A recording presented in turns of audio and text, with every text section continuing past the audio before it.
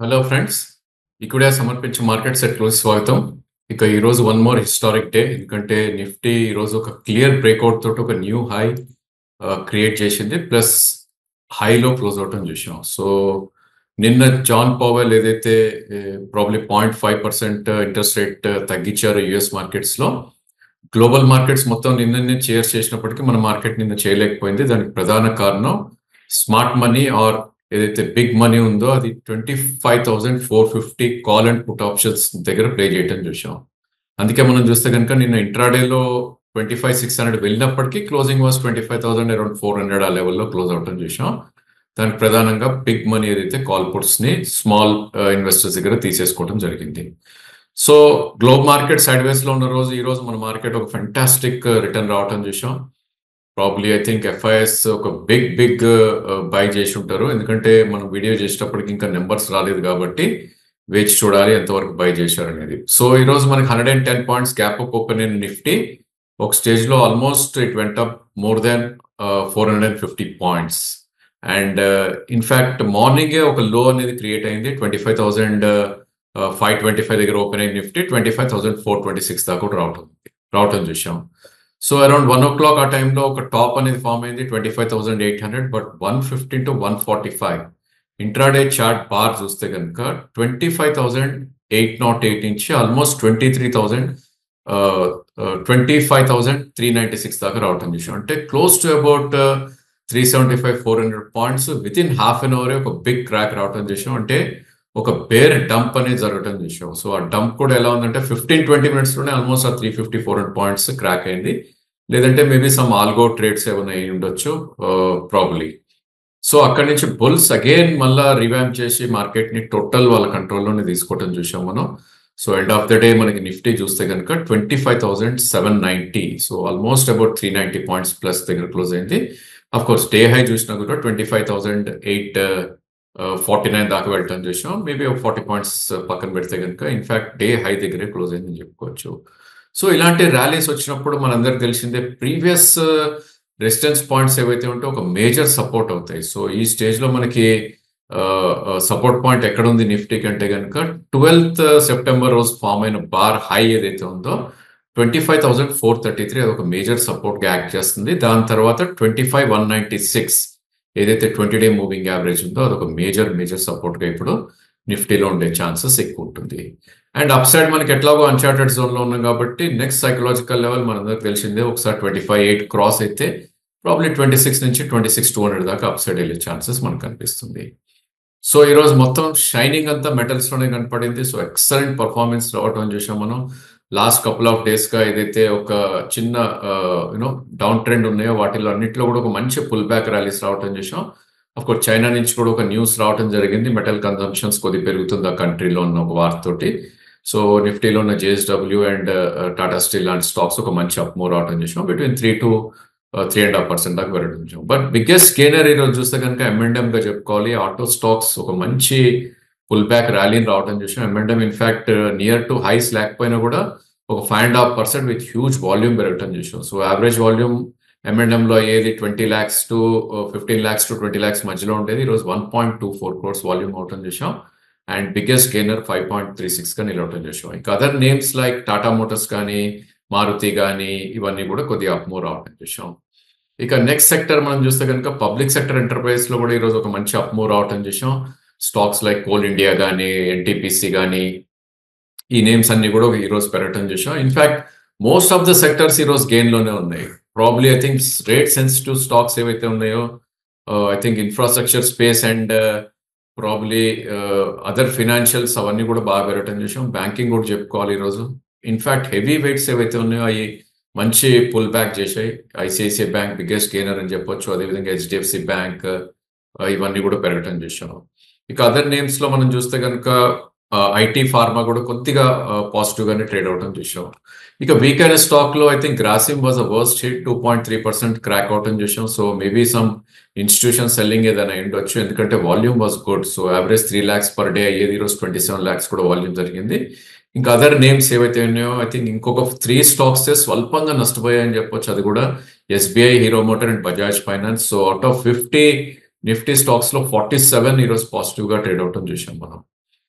So bank Nifty విషయానికి వస్తే కనుక ఒక స్టెల్లార్ ర్యాలీ, అన్‌స్టాపబుల్ ర్యాలీ మనం చూస్తున్నాం. ఎందుకంటే లాస్ట్ 7 సెషన్స్ లో మనం చూస్తే కనుక 51,025 నుంచి 54,066 ఈరోజు హై. సో 3,060 పాయింట్స్ ఈరోజు మనం పెరగటం చూసాం. లాస్ట్ 7 సెషన్స్ లో ఏ ఒక్క రోజు కూడా రిట్రేస్మెంట్ ఎక్కడా లేదు. సో మనం గతంలో కూడా అనుకుంటున్నాం 51,844 ఏదైతే ఉందో ప్రాబ్లీ అదొక బ్రేక్అవుట్ వస్తే కనుక అక్కడి నుంచి ఒక హ్యూజ్ ర్యాలీ వచ్చేదని ఎగ్జాక్ట్లీ అదే జరిగింది. అండ్ ప్రాబ్లీ ఈ రోజే చూస్తే కనుక ఆల్మోస్ట్ ఒక 1000 పాయింట్స్ లో ఇంట్రాడే గెయిన్ రావటం చూసాం. సో క్యాప్ అప్ మనకి అరౌండ్ ఒక 150-200 పాయింట్స్ ఓపెన్ అయినప్పటికీ ప్రాబ్లీ ఐ థింక్ 53,000 అనేది ఒక బేస్ అనేది ఫామ్ అయింది. నిన్నటి క్లోజ్ ఏదైతే ఉందో ఆల్మోస్ట్ అదే గ్యాప్ ఫిల్ చేసింది. అండ్ సెకండ్ సెషన్ లో మాత్రం అగ్రెసివ్ ర్యాలీ రావటం చూసాం బ్యాంక్ నిఫ్టీలో. సో అగైన్ బ్యాంక్ నిఫ్టీలో కూడా ఇలాంటప్పుడు మనం అందరం తెలిసిందే 53,357 ఏదైతే ప్రీవియస్ ఆల్ టైమ్ హై ఉందో అది రెసిస్టెన్స్ పాయింట్ కాస్త ఇప్పుడు సపోర్ట్ పాయింట్ గా మారిపోయింది. సో ఇక్కడ నుంచి అబౌట్ 300-400 పాయింట్స్ పడితే కనుక ఐ థింక్ ఒక మంచి ఆపర్చునిటీ అనేది ఉంటుంది. బట్ 3,000 పాయింట్స్ తర్వాత మనం అట్లీస్ట్ 30% రిట్రేస్మెంట్ అనుకున్నా కూడా ఒక 1,000 పాయింట్స్ కరెక్ట్ అయితేనే ఒక మంచి ఎంట్రీ పాయింట్ ఉంటుంది. అది one should be very careful. And probably upper side మనకి టార్గెట్స్ చూస్తే కనుక 55,000 అండ్ 55,500 లెవెల్స్ అనేది ఓపెన్ అప్ అయిపోవటం చూసాం. ఇక బ్యాంక్ నిఫ్టీ స్టాక్స్ లోకి మనం వెళ్ళి చూస్తే కనుక ఇట్ వాస్ హెవీ వెయిట్స్ ఏవైతే ఉన్నాయో ఎక్సలెంట్ పుల్ చేశాయి.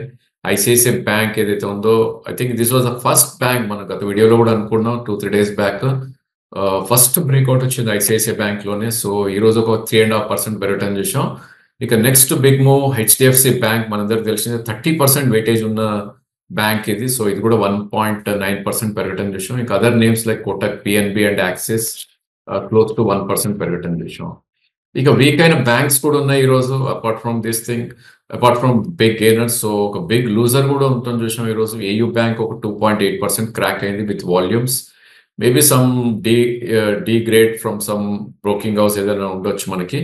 అండ్ దాని తర్వాత IDFC and SBI, Federal, Bandhan ఇవన్నీ కూడా ఎనీవేర్ బిట్వీన్ 0.5-1.5% వరకు పడుతుంది చూసాం. ఇక ఎఫ్ఎండో స్పేస్ లోకి వెళ్ళి చూస్తే కనుక ఇక్కడ కూడా బిగ్గెస్ట్ గెయినర్ మనకి ఎస్కాట్స్ గా చెప్పుకోవాలి. ఆటో స్టాకే ఏదైతే మనకి నిఫ్టీలో చూసామో. అండ్ అగైన్ ఇక్కడ కూడా హ్యూజ్ వాల్యూమ్ తోటి అబౌట్ 7.5% గెయిన్ అయింది ఈ రోజు.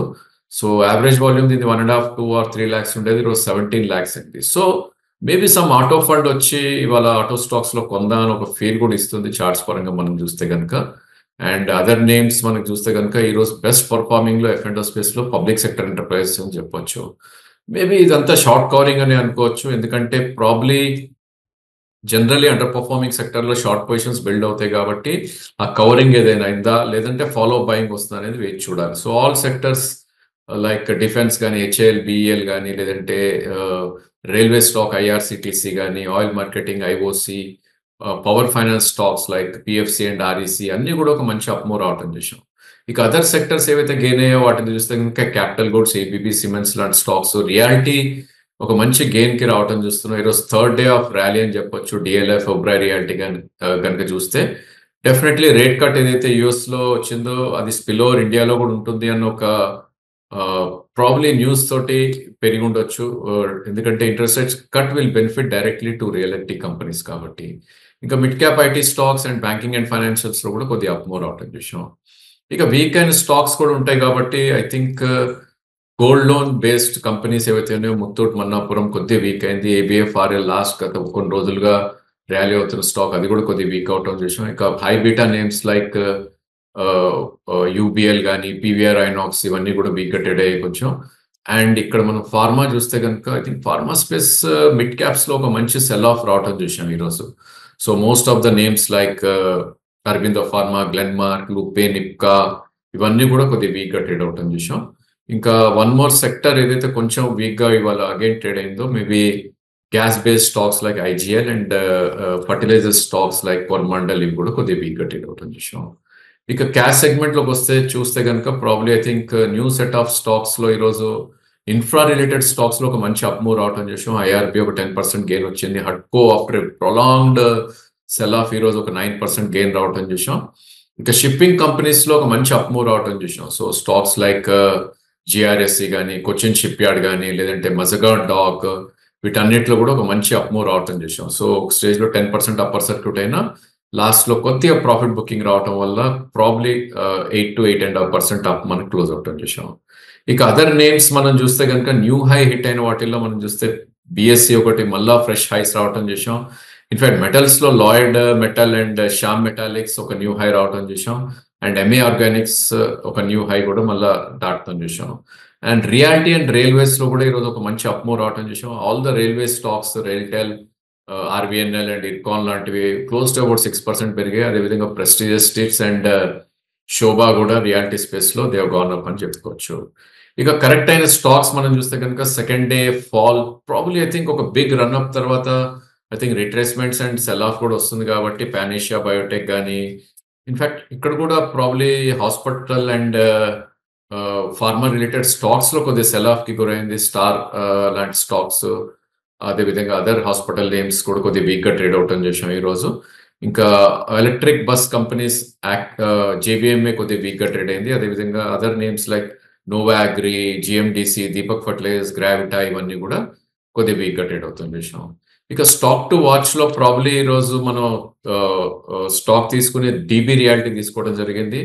సో యాక్చువల్లీ ఆ స్టాక్ చూస్తే గనుక కొద్దిగా week amongst the pack, but probably high beta name కాబట్టి ఇక్కడ నుంచి ఒక మంచి పుల్ బ్యాక్ వస్తుందన్న యాంటిసిపేషన్‌లో ఇది తీసుకోవడం జరిగింది. ఎందుకంటే దీనిలో ప్రధానంగా మనం చూసినట్టే స్టాప్ లాస్ చాలా దగ్గరలో ఉంది. సో ₹195 దగ్గర ట్రేడ్ అవుతుంది ఇప్పుడు. డబుల్ బాటమ్ ఆల్రెడీ 179 దగ్గర ఇది ఫార్మ్ అవటం చూసాం.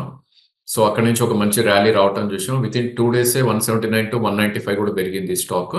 సో 195 నుంచి 192 వరకు ఈ స్టాక్‌ని అక్యుములేట్ చేయమని చెప్తాం. అండ్ 188 కింద closing basis strict stop loss. అంటే మనం ఒకవేళ 194 ఉంటే గనుక జస్ట్ ₹4 స్టాప్ లాస్ ఈ స్టాక్‌కి. అండ్ ఒకవేళ స్టాక్‌లో మొమెంటం కొనసాగితే ఇలానే it's a very high beta stock కాబట్టి ఈజీగా ఇది 206 నుంచి 212 దాకా అప్‌సైడ్ ఎళ్ళే ఛాన్సెస్ ఉంది. అందుకే ఆ స్టాక్‌ని చూజ్ చేసుకోవడం జరిగింది. సో న్యూ హైస్ దగ్గర ఉన్నాం. ఎగ్జూబరెన్స్ ఉంటుంది ఇక్కడ. ఏ స్టాక్ పడితే ఆ స్టాక్ కొనొద్దు. ఎవ్రీడే చెప్పేదే మనం ఇది. మన హోంవర్క్ మటుకు ఇలాంటి టైంలోనే you should spend more time. మనకి ఏ స్టాక్స్ అయితే ఇంట్రెస్ట్ ఉందో దాన్ని గట్టిగా హోంవర్క్ చేసి కొనాలా వద్దా అనేది చూసుకోవాలి. అండ్ 200 డే మూవింగ్ యావరేజ్ కింద ట్రేడ్ అయ్యే స్టాక్స్ ఎస్పెషల్లీ అవాయిడ్ చేయమని సజెస్ట్ చేస్తాం. So that's all for today. Thank you for watching the video.